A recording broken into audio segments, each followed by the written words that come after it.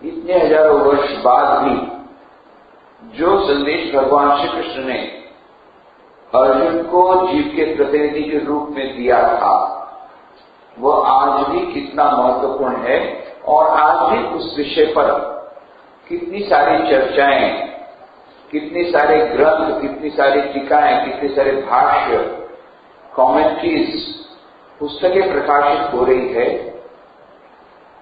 यह बात अलग है कि किसी देश में इसके प्रकाशन पर रोक लगाने की कुछ हिमायत कर दी गई, परंतु वो अच्छा समाचार है कि उसको कोर्ट ने रिजेक्ट कर दिया। परंतु रिजेक्ट नहीं भी करता तो उससे कुछ आता जाता नहीं है। वह भगवत गीता का संदेश वह चलता रहेगा। वह अनंत संदेश अनंत काल के लिए चलता रहेगा। वह शाश्वत संदेश है। किसी एक सरकार की, किसी एक कोर्ट के द्वारा, चाहे वो रिजेक्ट हो चाहे पास हो, या उस पर कुछ प्रतिबंध लगाया जाए कुछ समय के लिए, उससे कोई आता जाता नहीं है। ये बात अच्छी है कि वह जो कंट्रोवर्सी थी अब वह समाप्त हो गई। परंतु यह एक अपने आप में प्रमाण है कि भगवत गीता का संदेश चाहे किसी भी देश का व्यक्ति हो, किसी भी जाति का हो, ये सभी भगवत गीता का संदेश ग्रहण करके अपने जीवन को सुखी बना सकते हैं, सफल बना सकते हैं। तो भगवत गीता के जिन श्लोकों की आवृत्ति हम लोग प्रत्येक सप्ताह के प्रारंभ में करते हैं, भगवत गीता के महात्म संबंधी श्लोक एवं ध्यान संबंधी श्लोक, इनके अर्थ को भी हम लोगों ने जानने का प्रयत्न किया था, ताकि हमने कहा था कि इन अर्थों को जानने से अर्थ के साथ इसकी आवृत्ति हम करेंगे तो भगवत गीता के संदेश के प्रति हमारे मन में श्रद्धा का उदय होगा। और जितनी मात्रा में श्रद्धा का उदय होगा उतनी मात्रा में हम उस संदेश को अच्छी तरह हृदयगम कर सकेंगे और उसको अपने जीवन में पालन करके हमारा जीवन सफल कर सकेंगे। भगवत गीता के प्रति जितनी मात्रा में श्रद्धा हमारे मन में आएगी उतना ही लाभ हमें इस उपदेश से मिलेगा, क्योंकि श्रद्धा के ऊपर ही सब कुछ अवलंबित है। तो भगवत गीता के 5 अध्याय की चर्चा हमने समाप्त कर ली थी। 6ठे अध्याय की चर्चा चल रही है, जबकि 20 से 23 श्लोक के भीतर भगवान श्री कृष्ण यह जो ध्यान की बात बताई, योग की साधना बताई, तो इस योग की साधना कितनी कठिन है, वह योग की साधना, इसके बारे में बताया। उसके अंग भी कुछ बताए कि उसके कुछ मुख्य अंग क्या हैं। परंतु इतना अधिक कष्ट करके जब उस स्थिति तक हमको पहुंचना है, ये इतनी बड़ी कीमत हमें चुकानी है, तो हमें जानना भी पड़ेगा कि हमको मिलने वाला क्या है। यदि आप किसी मेगा स्टोर में जाइए, मेगा स्टोर में आपको सभी प्रकार की वस्तुएं मिलती हैं। एक ही मोबाइल आपको 550 रुपए का भी मिल सकता है और अभी 1.5 लाख का भी आ गया। तो भाई ये 5.5 नहीं 3,500 का मोबाइल हम लेना चाहते थे, अभी आप बोल रहे हैं कि ये 35,000 के लीजिए, तो फायदा क्या होगा हमको?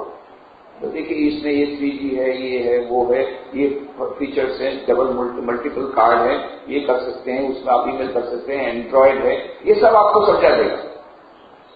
ये समझाएगा तब आप 35,000 का मोबाइल लेने को तैयार होंगे, ये तो 3,500 का मोबाइल नहीं। उसी प्रकार से भगवत गीता में कहा गया कि भाई ये साधना करनी पड़ेगी, इतना हाई कॉस्ट देना पड़ेगा, ये करना पड़ेगा, ये पढ़ना पड़ेगा, योग की साधना के लिए ऐसी तैयारी करनी पड़ेगी, कितना सारा हम लोगों ने वर्णन किया। अरे भाई तो फायदा क्या होगा? फायदो શું થશે? पहले गुजराती का ये पहला वाक्य, फायदो શું થશે? આટલું બધું કરવાનું શા માટે? तो फायदों भी बता रहे हैं। ये फायदा श्री कृष्ण भगवान बता रहे हैं कि इतनी साधना का फल क्या होगा। तो ऐसी स्थिति आ जाएगी कि बाद में कितना भी बड़ा दुख, कितनी भी बड़ी विपत्ति यदि हमारे जीवन में आई तो उसका कोई प्रभाव हम पर नहीं पड़ेगा। उससे बड़ा और क्या अचीवमेंट चाहिए और क्या फायदा तुमको चाहिए? कितनी भी बड़ी विपत्ति आ जाए तो उससे भी तुम्हारे मन पर उसकी कोई असर नहीं होगी, इतना मन बदल जाएगा। तो ये परमानेंट चेंज है, केवल दवाई पीने से तो ठीक है, वो एक दवाई दे दिया, साइकियाट्रिस्ट ने दे दिया और आपको एकदम 10 घंटा तो एकदम ऐसे रहे कि जैसे स्वर्ग में रहे, और जैसे ही वो नशा दूर हुआ तो फिर धम करके गिर गए और फिर उसकी आदत पड़ गई, फिर ड्रग एडिक्ट बन गए। ड्रग लेने से भी आप अच्छी आनंद की स्थिति में रह सकते हैं, और वो टेम्परेरी इफेक्ट है। यहां वो टेम्परेरी इफेक्ट की बात नहीं है, ये परमानेंट इफेक्ट है, यह आमूल परिवर्तन जीवन में, मन में। तो इसके लिए कहते हैं कि 7 वस्तुएं प्राप्त होती। पहले भी बताया योग की साधना के 7 वहां पर साधन बताए थे, तो फायदा भी 7 था। तो क्या क्या होगा? कहते हैं यत्रो परमते चित्तम निरुद्धम योग सेवया यत्र चैवात्मनात्मानं पश्यन्नात्मनि तुष्यति सुखमात्यंतिकम यत्तद् बुद्धिग्राह्यमतीन्द्रियम वेत्ति यत्र न चैवायं स्थितश्चलति तत्त्वतः यम लब्धा चापरम लाभम मन्यते नाधिकम ततः यस्मिन् स्थितो न दुःखेन गुरुणापि विचार्यते तम विद्या दुःख संयोग वियोगम योग संगीतम स निश्चयेन योक्तव्यो योगो निर्विण्ण चेतसा। तो ये 20, 21, 22 और 23 4 श्लोकों में हमें बताया गया कि ये जो योग साधना जिसका वर्णन इसके पूर्व किया गया, उससे क्या फायदा होगा? तो कहते हैं यत्र माने जिस अवस्था में योग सेवया, योग सेवन के द्वारा, योग के अभ्यास के द्वारा, निरुद्धम चित्तम, निरुद्धम चित्तम माने निरोध चित्त के द्वारा, उपरमते, उपरमते माने उपरमता को प्राप्त हो जाता है, उपरमते उपरम हो जाता है, उपरमता को प्राप्त होना।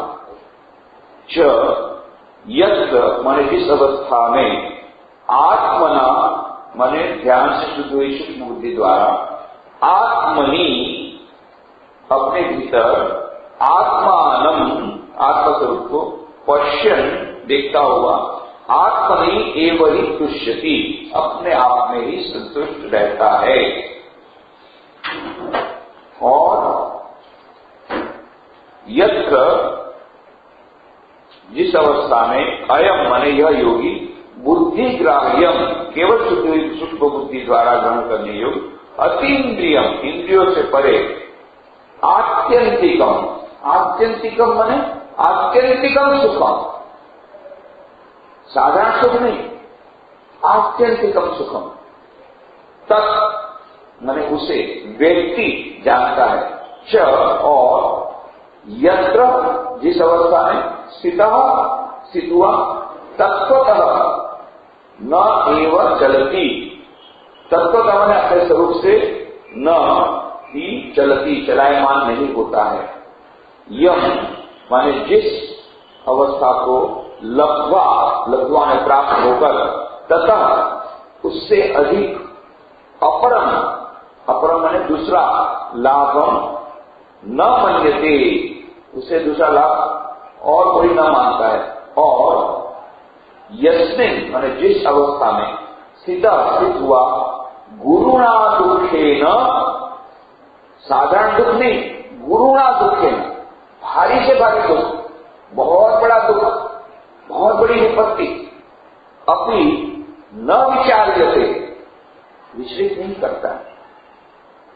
यह जो दुख संयोग वियोगम, दुख रूप संसार के संयोग से रहित है, तो दुख संयोग वियोग, ये हम लोग जितने हैं सब दुख संयोग है, सबको दुख का संयोग है, सबका दुख से योग है। ये दुख के संयोग से वियोग करा देता है, ऐसा वो योग है। योग क्या है? वियोग। किससे वियोग? दुख संयोग से वियोग, मतलब सुख की ओर ले जाता है। दुख संयोग वियोगम, दुख रूप संसार के संयोग से रहित है। च योग संगीतम, योग के नाम से पुकारा जाता है। तम उसे विद्या मैंने जानना चाहिए। स माने वह, योग योग अनिर्विण्ण चेतसा, अनिर्विण्ण चेतसा, निर्विण चित्त सा बने। निर्विण माने हम लोग बोले निर्विण चेतसा, बोर हो गए भाई, निर्विण चेतसा। अनिर्विण चेतसा बिना बोर हुए, बिना उकताए हुए। बोले बहुत उकता गए, 4-4 घंटा लेक्चर हो गया, अब निर्विण चेतसा हो गया हम लोग। पर ये ऐसा है, वो अनिर्विण चेतसा नहीं, उकताए बिना, केवल विचलित नहीं होता है, उकताता भी नहीं है, बिना उकताए चित्त से निश्चय पूर्वक योगतव्य करना कर्तव्य है। कहने का मतलब जिस अवस्था में योग सेवन के द्वारा निरुद्ध हुआ चित्त उपरामता को प्राप्त होता है, तो जिस अवस्था में शुद्ध बुद्धि द्वारा अपने भीतर अपनी आत्मस्वरूपता को देखता हुआ अपने आप में ही संतुष्ट रहता है,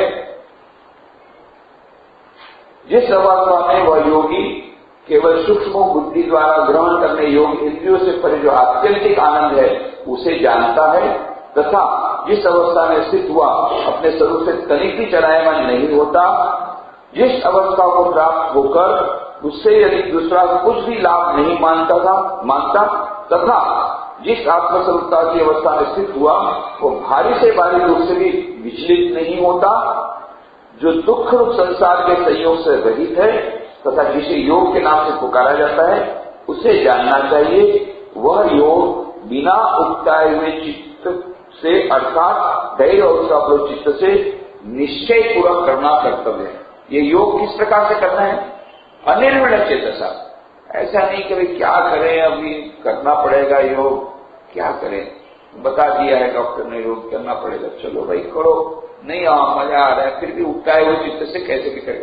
अनिर्विण चेतसा, उकताए हुए चित्त से नहीं, आनंद पूर्वक उस योग की साधना करनी।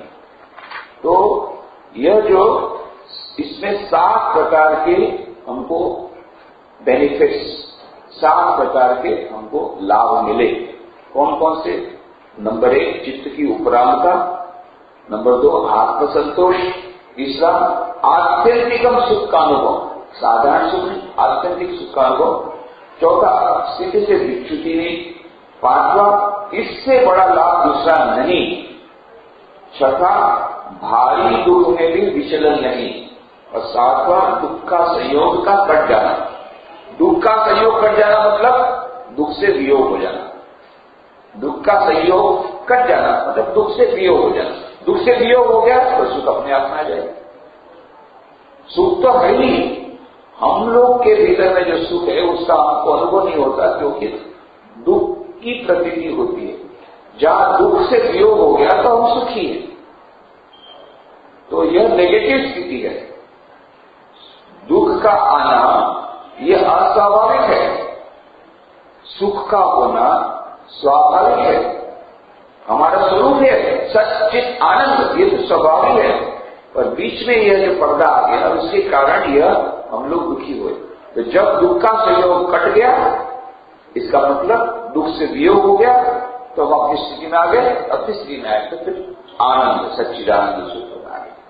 तो कहने का मतलब यह दुख से वियोग यह अत्यंत महत्व का है और अनिर्विण चेतसा उससे करना चाहिए। तो कहते हैं जिस अवस्था में वो अतीन्द्रिय, जिस अवस्था में योग सेवन के द्वारा निरुद्ध हुआ चित्त उपरामता को प्राप्त होता है, तथा जिस अवस्था में ध्यान से सुधे सूक्ष्म अपने भीतर अपनी आत्मस्वरूप को देखता हुआ अपने आप में ही संतुष्ट रहता है, तो ये मानो उसके बेनिफिट्स बताए। तो ये चित्त की उपरामता, योग, ये जो चित्त की उपरामता ये बहुत ही महत्वपूर्ण है कि चित्त की वहां से उपराम हो जाता है। उपराम उपरमते, रमते मतलब उसमें रहना, उपरमते मतलब निकल जाना। तो चित्त जब उपरमते तो ये ध्यान योग का अभ्यास ये मानो हमारा ठीक से ठीक हो गया। परंतु यह जो आत्मनि एवं तुष्यति, यह जो बता दिया कि आत्मनि एवं तुष्यति, अपने आप में संतुष्टि का अनुभव, ये कैसा होता है? जब आत्मा आत्मानं पश्यति। परंतु यह आत्मा तो दिखता नहीं है, तो किस प्रकार से होगा? नैषा तर्के मतिराप नेया। तो कहते हैं वो तर्क के द्वारा उस आत्मा का दर्शन नहीं होगा। क्यों? न तत्र चक्षुर गच्छति न वांग गच्छति नो मनः। यह न उपनिषद में कहा गया कि वहां पर वह आत्मा पहुंचता नहीं है। और भी कहा गया कि अवांग मनस गोचरम और वांग मनस गोचरम। वहां वांग और बुद्धि ये उसके अगोचर है, इस मन के द्वारा अगोचर है। तो फिर कहा गया, कैसे कहा गया कि भाई यह आत्मनि पश्यन, यह आत्मा का दर्शन हो जाता है। जब श्रुति कहती है, उपनिषद में कहा गया आत्मा का दर्शन हो ही नहीं सकता, तो कैसे वो कहते हैं कि आत्मा का दर्शन हो जाएगा? तो बात सच है, हमारी इस बुद्धि के द्वारा उस आत्मा को हम नहीं पकड़ सकते। तो श्री रामकृष्ण कहते हैं यही बुद्धि जब शुद्ध बुद्धि हो जाती है, उसकी अशुद्धि निकल जाती है, तब वो सूक्ष्म बुद्धि के द्वारा हम उस आत्मा का दर्शन कर सकते हैं, साधारण बुद्धि के द्वारा नहीं। साधारण बुद्धि जो हमारी ordinary intelligence can not go beyond time space and position. यह जो समय स्थल और कारण की जो मर्यादा है उससे परे हमारा साधारण नहीं जा सकता। पर वही मन जब शुद्ध हो जाता है तो श्री राम कहते हैं शुद्ध मन, शुद्ध बुद्धि और शुद्ध आत्मा एक। जहां उसकी अशुद्धि निकल गई तो वह शुद्ध बुद्धि वह हमें उस आत्मा का दर्शन कराती है। इसलिए कहा गया एषा सर्वेषु भूतेषु गुणो आत्मा न प्रकाशते। यह जो आत्मा है प्रत्येक मनुष्य के भीतर में, एषा सर्वेषु भूतेषु, कठोपनिषद में कहा गया एषा सर्वेषु भूतेषु गुणो आत्मा न प्रकाशते। वो प्रकाशित नहीं होता, दिखता नहीं। दिखता नहीं है तो प्रमाण फिर क्या है? प्रमाण यही है दृश्यते। इसी कैसे उसे दर्शन किए? किसने दर्शन किए? दृश्यते त्वगया बुद्ध्या, जिसकी बुद्धि अत्यंत एकाग्र है, सूक्ष्मया सूक्ष्म बुद्धि, जिसकी बुद्धि अत्यंत सूक्ष्म है, अत्यंत एकाग्र है, उसने उस आत्मा का दर्शन किया। ये उसका प्रमाण। स्वामी विवेकानंद का मैं आत्मा में मानते नहीं, परमात्मा मानते हैं। मानने की बात कहां है भाई? तुमको किसने कहा तुम मानो? ये तो देखने की बात है। मैंने देखा है, श्री रामकृष्ण ने कहा मेरे को, स्वामी विवेकानंद मैंने देखा है, तुम चाहो तुम भी देख सकते हो। देखने की बात है, मानने की बात ही कहां आती है? तुम देखो, किसी ने देखा है जिनकी बुद्धि अत्यंत सूक्ष्म है? तुम अपनी बुद्धि सूक्ष्म करो, अपनी बुद्धि को शुद्ध करो, साधना करो, तुमको भी दर्शन हो जाएंगे। तो यह जो आत्मनि पश्यति, तो कैसे पश्यन? साधारण बुद्धि के द्वारा नहीं, पर सूक्ष्म बुद्धि के द्वारा वह आत्मा का दर्शन हो गया। तो मन सैवानुदृष्टव्यम, मन के द्वारा इस आत्मा को देखना चाहिए, जो कहा गया। और दृश्यते त्वगया बुद्धिया सूक्ष्म बुद्धि, ये इसका प्रमाण है कि हाँ, वैसे तो यह आत्मा का दर्शन नहीं हो सकता साधारण बुद्धि के द्वारा, पर वही बुद्धि शुद्ध जब हो जाती है तो उस सूक्ष्म बुद्धि के द्वारा, उस एकाग्र बुद्धि के द्वारा, उस शुद्ध बुद्धि के द्वारा उस आत्मा का दर्शन होता है। और ये जीवन का लक्ष्य है। और भी कहा ये आत्यंतिकम सुखम वेत्ति। तो पहले का चित्तम उपरमते, चित्त की उपरमता को प्राप्त हो जाता है। दूसरा कहते आत्मनि एवं तुष्यति, तो आत्मा में अपने आप में संतुष्टि हो जाती है।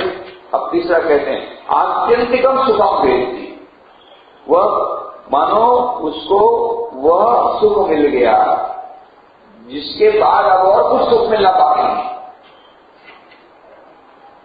नहीं। तो हम लोग का जो साधारण सुख है वो सुख किस प्रकार का रहता है? वो सुख रहता है टेम्पररी सुख रहता है।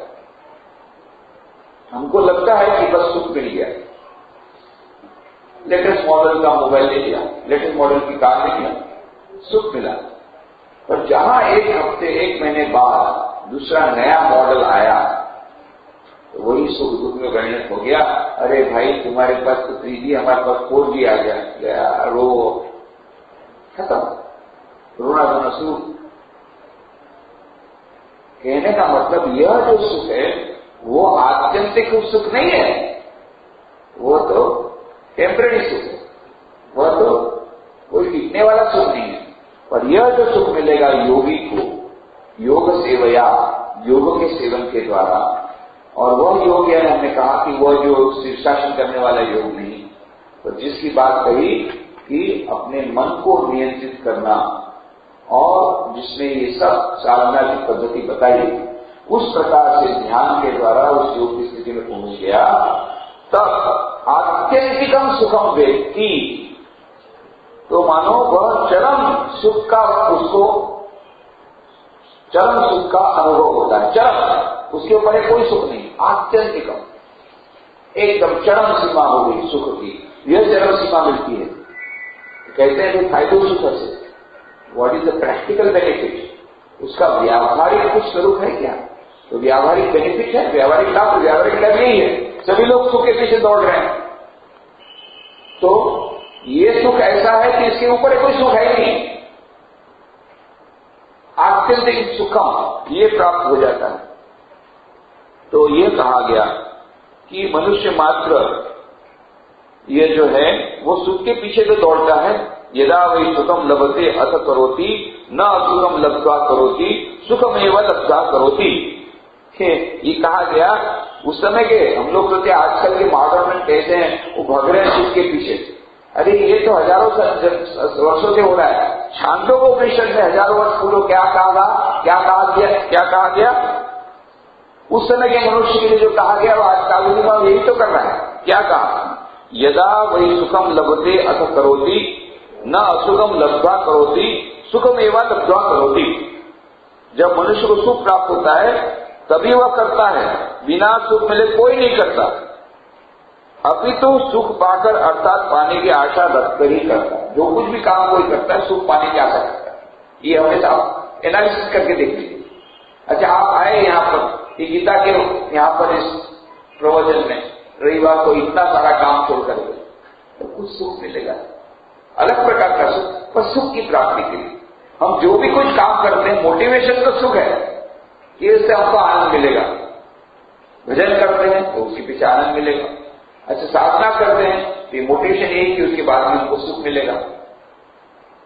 चाहे विद्यार्थी पढ़ाई भी करता है उसको तुरंत सुख नहीं मिलता, पर उसको ये मालूम है कि पढ़ाई करूंगा तो मुझे डिग्री मिलेगी तो अच्छा पैकेज मिलेगा तो सुख मिलेगा। वो सुख की कामना से पढ़ता है, कुछ न कुछ सुख उसको मिलेगा। ज्ञान के विद्या का अर्जन करना ही अपने आप में सुख है, पर वो सुख के लिए आजकल कोई नहीं पढ़ता है। आजकल जो पढ़ते हैं वो सुख के लिए नहीं, ये वो पैकेज उनको दिखता है कि यदि मैं पढ़ लूंगा 12th साइंस में अच्छा नंबर मिलेगा तो फिर अच्छी नई कॉलेज में जाऊंगा तो फिर अच्छा इंजीनियर बनूंगा, फिर IIM में जाऊंगा, IIM अहमदाबाद से इस प्रकार का ये कंपनी ने अच्छा इस बार इतना करोड़ का पैकेज, अच्छा मेरे को भी इतना करोड़ का पैकेज मिलेगा, ये अपने मन में डाल करके पढ़ने बैठता है। तो जो कुछ भी काम हमारा मोटिवेशन है सुख की प्राप्ति। तो यहां पर यही कहा गया, छांदोग्योपनिषद में कहा गया उस समय जब मनुष्य को सुख प्राप्त होता है तभी वह करता है, बिना सुख मिले कोई नहीं करता। अभी सुख पाकर अर्थात पाने की आशा रखकर ही करता है। तो कहते हैं कि भाई यो वै भूमा तत्सुखम न अल्पे सुखम अस्ति, ये छांदोग्योपनिषद ने कहा। सब सुख के लिए दौड़ रहे हैं, हमको कोई पता है उपनिषद ने क्या कहा। ऋषि ने कहा तुम लोग दौड़ रहे हो, जितना काम कर रहे हो इसलिए सुख की प्राप्ति के लिए, और हम ये बता देंगे तुमको कि तुम भले कितना भी दौड़ो सुख की प्राप्ति नहीं होगी।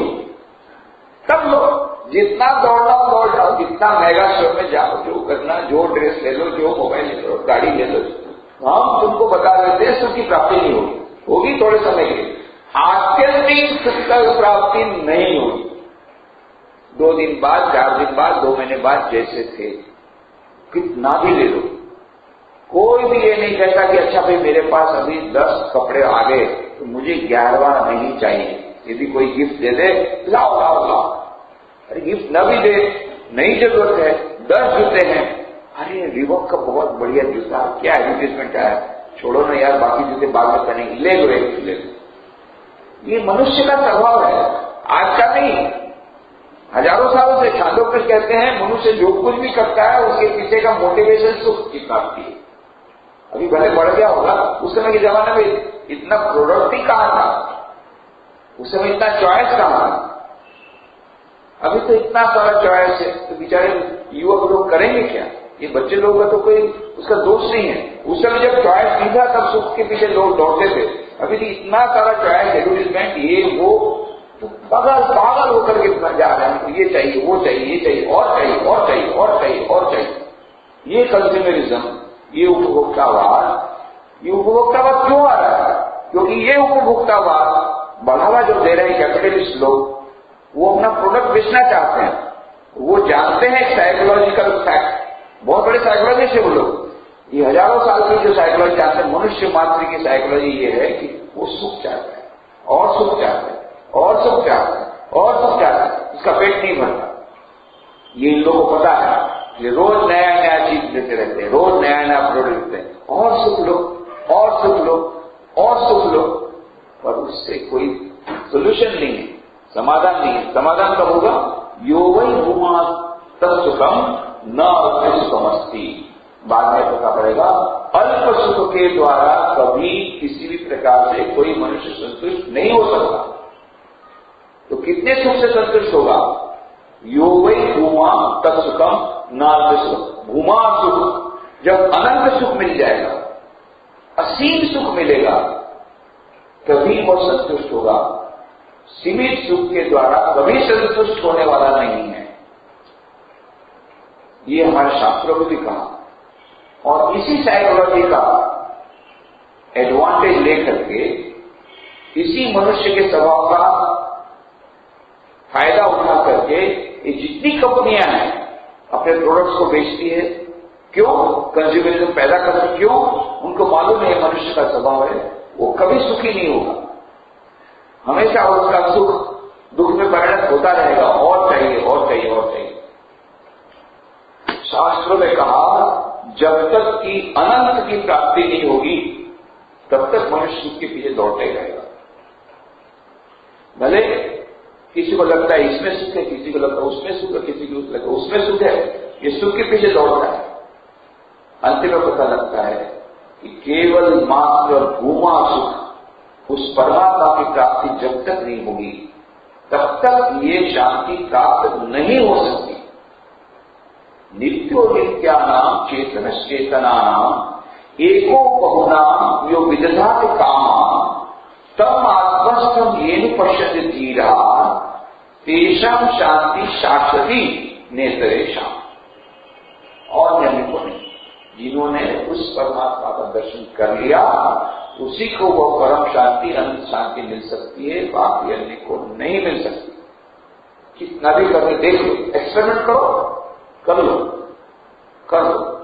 इतने साल से तो करके ही आ रहे हैं, इतने साल से हमने जिंदगी में देखा, हम एनालिसिस करके देखे, हमको लगता था कि बस ये मिल जाएगा ना, बस भगवान, इसके बाद तुमको कुछ नहीं बोलूंगा, ये हो गया, मेरा खुद का मकान हो जाएगा ना, बस मैं फिर बाद में तुमसे कभी प्रार्थना नहीं करूंगा इस सब चीज की, फिर केवल भक्ति की प्रार्थना करूंगा, ये इतना बस हो जाए, ये मकान अपना हो जाएगा, और कुछ नहीं चाहिए। उस समय फुल स्टॉप, फिर वही फुल स्टॉप काम हो जाता है, कुछ साल बाद फिर फुल स्टॉप हम सोचते हैं नहीं, फिर वो काम हो जाता है। ये होता है इसलिए क्योंकि मनुष्य का स्वभाव है, और ये होता ही रहेगा। कब तक होगा? जब तक उस अनंत की प्राप्ति नहीं, जब तक उस योग की प्राप्ति नहीं होगी तब तक वो भूमा सुख, जब तक वो भूमा सुख प्राप्त नहीं होगा। तो कहते हैं यो वै भूमा सुखम न अल्पे सुखम अस्ति। और बाद में कहा कि यह जो है बुद्धिग्राह्य है।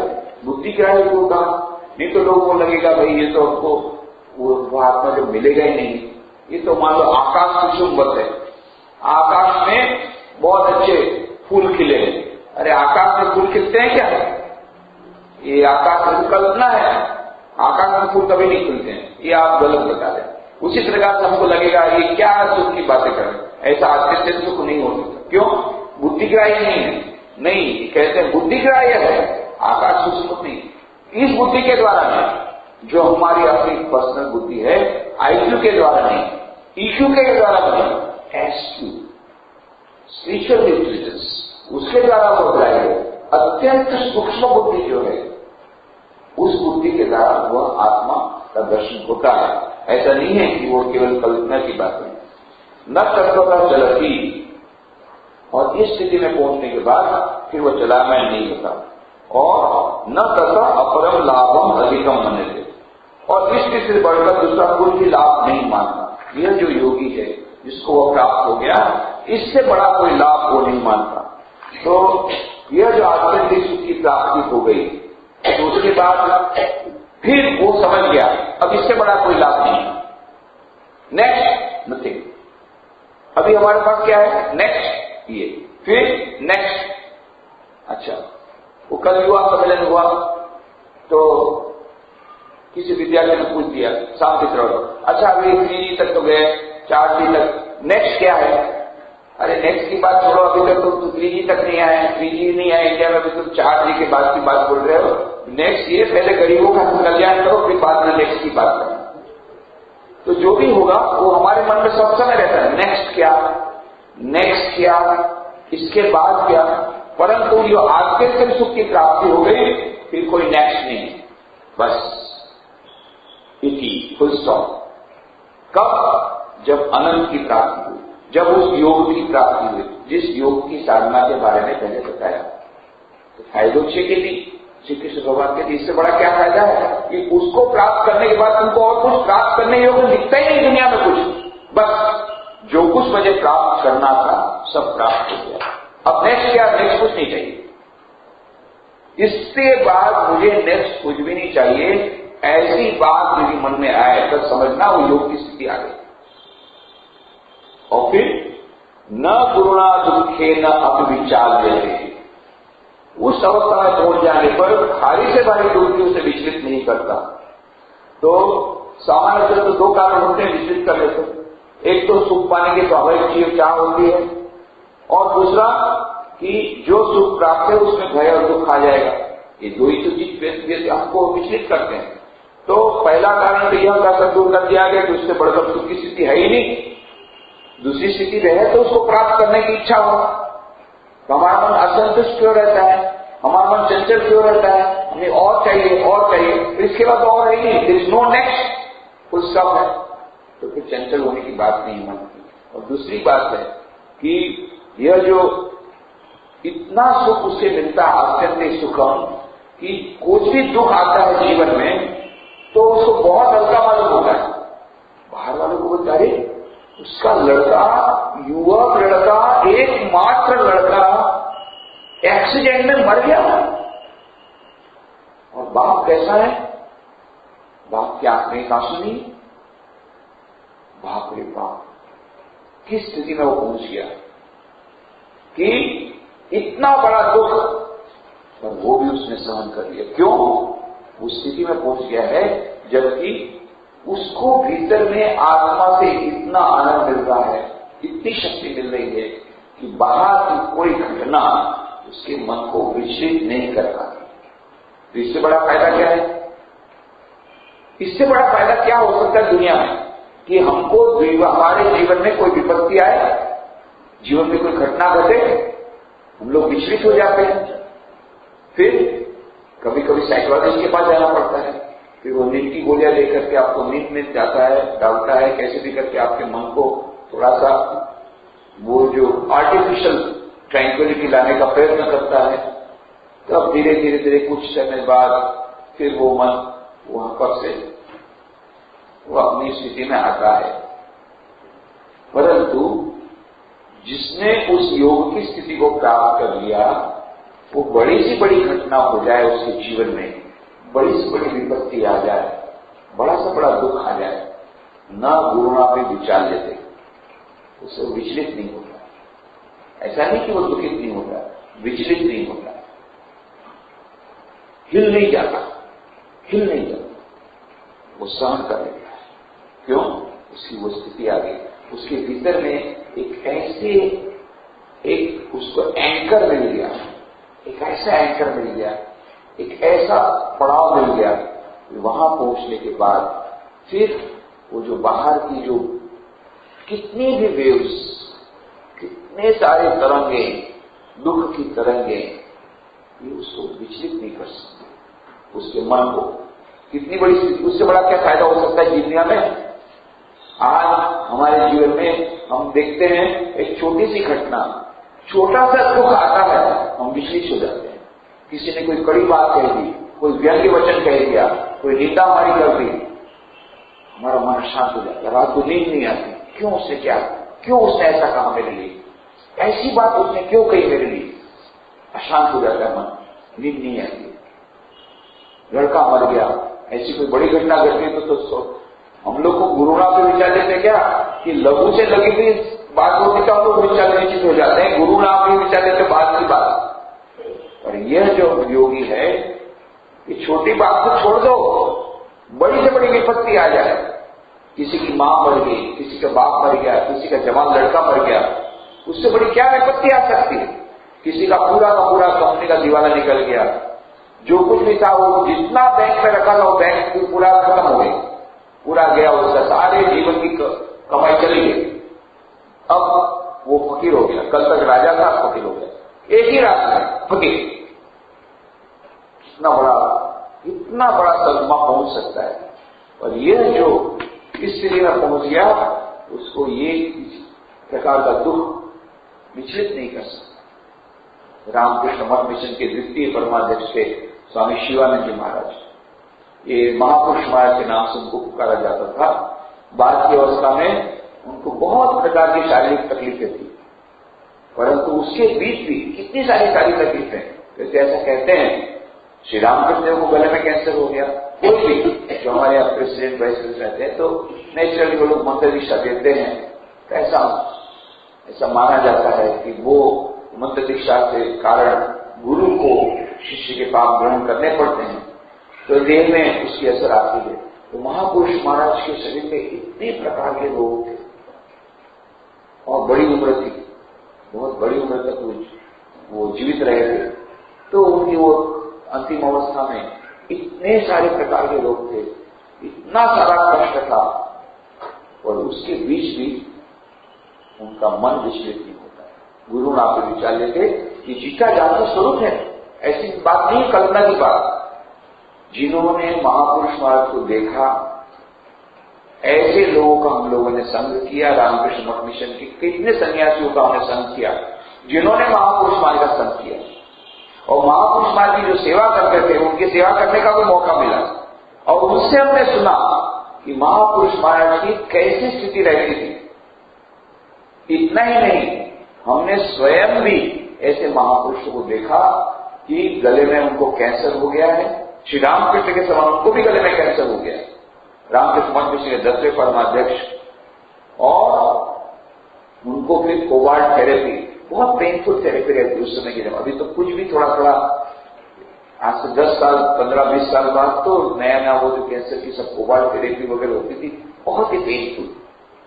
उस पेनफुल थेरेपी में नियमित रूप से उनको जाना पड़ता था, और फिर भी उनके चेहरे पर की मुस्कान उसी प्रकार रहती थी। जब बाहर से हॉस्पिटल से उनको आप घरेलू में हटाया जाता था, सब लाइन से खड़े रहते भक्त लोग, और उस समय भी उनके चेहरे में थोड़ा सा भी यह जो अवसाद की भावना की रेखा नहीं थी।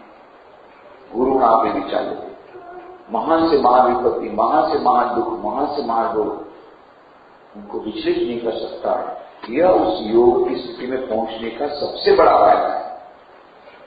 कहते हैं ना, what is the practical advantage, practical benefit. ये प्रैक्टिकल बेनिफिट से दिखा रहे हैं। केवल वो समाधि अवस्था में चला गया था नहीं, जीवन मुक्त अवस्था में रहते हुए भी वो जीवन मुक्त अवस्था में वह मानो इस प्रकार से रहता है कि उसके जीवन में इस प्रकार की कई घटनाएं घटती, उसका कोई उसका प्रभाव नहीं पड़ता, परंतु साथ साथ में अनिर्विण्ण चेतसा, ये कहते हैं ये जो योग की साधना वो बिना उकताए हुए चित्त से करें। कई बोलते ना तो उकता गए भाई, बहुत रोज 5-5 दिन बैठना पड़ता, उकता गए, बोर हो गए, नहीं। यह जो योग की साधना प्रसन्नता पूर्वक करनी है, बिना उकताए चित्त करनी है।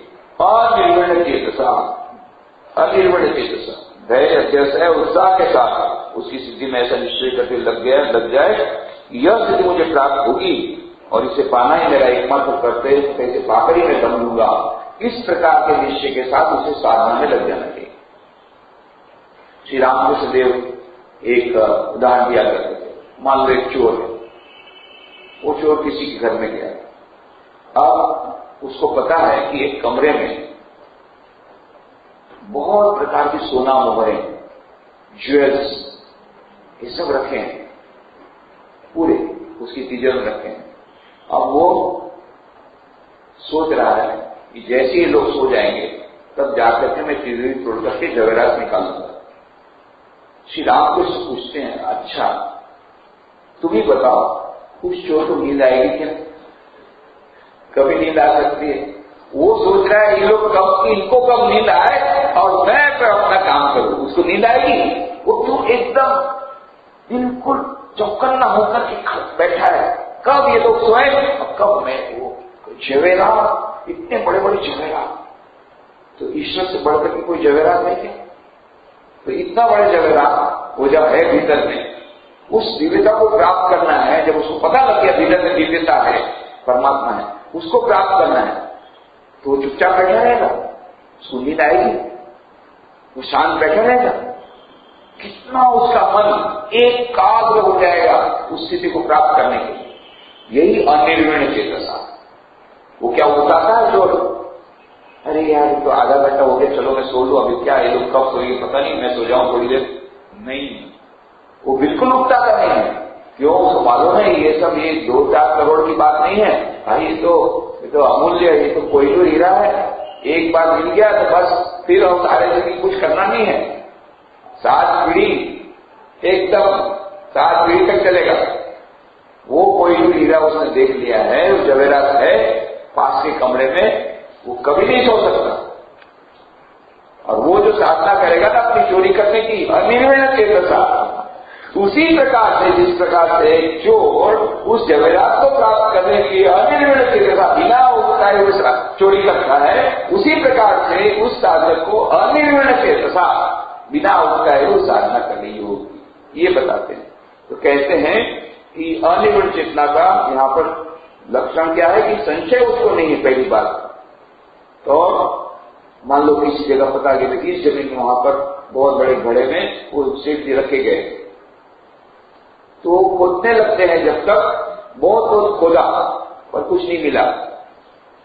और वो जो आदमी जिसको संशय है, अरे यार वो तो बोल के गए, ऐसे बोल के गए होंगे, वो छोड़ देता है। और जिसको संशय नहीं है, नहीं, जब उन्होंने लिखा है उस जमीन पर है सोना मोहर की सब, वहां पर घड़ा भरा हुआ है, वो अनिर्विण्ण चेतसा, वो खोदता ही जाता है, खोदता ही जाता है, खोदता ही जाता है। और जहां टन करके लगा आनंद, एकदम आनंद से उछल जाता है। और अनिर्विण्ण चेतसा बिना किसी उगताए हुए वह मानो उस खोदने में लग जाता है। तो साधक को भी बिना किसी उगाए उगे हुए उस साधना में लगना चाहिए। और यही जो ये जो ध्यान योग का प्रसाद यही है कि वो अनिर्विण्ण चेतसा उसको अपने आप को स्थिति में आ जाता है। अनिर्विण्ण चेतसा क्यों? उसके सब संशय दूर हो गए। तो इस प्रकार से भगवद गीता के 6वें अध्याय की और भी बहुत अच्छे अच्छे श्लोक इसके बाद आएंगे, जिसमें कि इसके आगे भगवान श्री कृष्ण बताएंगे कि यह जो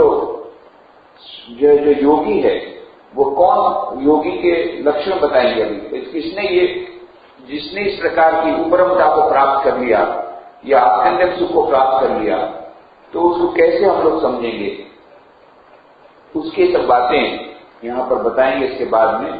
तो इसकी चर्चा हम लोग बाद में करेंगे। आज ये समाप्त।